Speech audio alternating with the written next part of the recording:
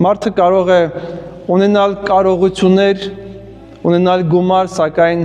լինել ստրուկը այդ կարողությունն եւ այդ գումարին։ Մարդը կարող է ունենալ ընտանիք, բայց չկարողանալ սիրել։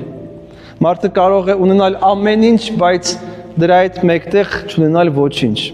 Այդպիսին է այս աշխարհի կարգը, սիրելիներս, եւ երբ որ մարդը կորցնում է իր հոգեվոր կարողությունները, երբ որ նա չի կարողանում ոչինչ գործել իր հոգեվոր կյանքում, նա համարվում է հոգեվոր անդամալույս։ Ինչքան էլ նա լինի ֆիզիկապես առողջ, եթե նա իր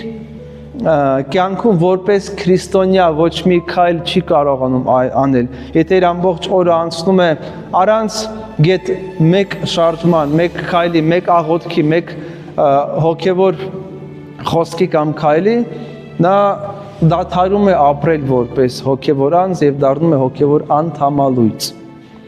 Եվ այդ անդամալուծությունը մարդուն միանգամից չէ, որ գալիս է կյանք, դա